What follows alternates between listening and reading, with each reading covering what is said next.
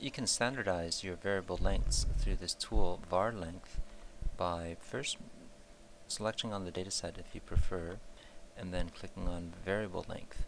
In this case, it will show you the same selection, which you can preview prior to changing the length. You can look at the dataset as it exists before the change.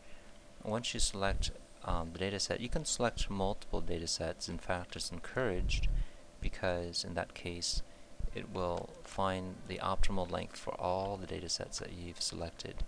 In fact, if you were to go to a different directory, you can select datasets from multiple different libraries, and in that case it will compound the selection. So for example, if I were to select another dataset here, notice that I have two datasets that have the same name but in different libraries. If I click on this, it shows me that this is located in this location, and if I click on that second dataset, it's in a different path. Now I'm going to round off the length to its maximum length to the 10th. So if my longest variable length for any variable is, let's say, 13, it'll round upwards to, say, 20. So let's go ahead and apply that variable length. You can optionally create an overflow here variable, so in the event that the variables are originally over 200 characters, it will take the values beyond 200 characters and place them over to the overflow dataset. In that case, you can use that for your supplemental qualifier. If I click on OK, it's going to determine the maximum variable length for all the variables inside the selected datasets, and then update the length. So as you can see here, the updates are only applied to a few. The ones that are highlighted are the ones that have been modified. So in this case, the comment was changed to 140 because maybe there's a new variable within the dataset that's longer, so it's going to standardize to 140. But most other variables are left the same. It also creates a template code, as you can see here, that you can then use this to create new datasets with the standardized length.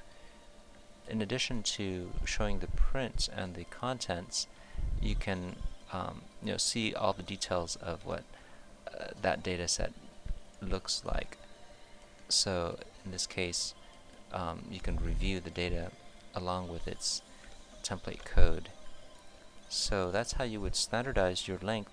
In addition to rounding it to the 10th, you can also round it to the 20th, which means that it'll pad 10 more. So if your length was originally 13, instead of going to 20, it's going to round that off to 30. So this is just another length rounding for standardization if you want to do that. You can also generate a report where it shows you a report of your selected datasets and what their variable lengths are, and if there's any potential updates.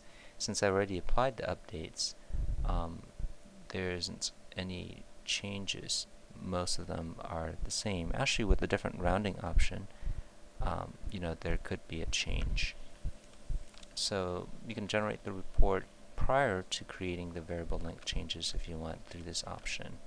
You can also save this in a macro fashion, so your same selections here can be expressed in macro format, which you can invoke and have the dataset created. There's also additional options where you have specified variables that are fixed length. So instead of rounding it to the maximum variable, there can be selected variables that will always have a specific length. These are usually CDISC compliant variables that you would need to have a standardized length.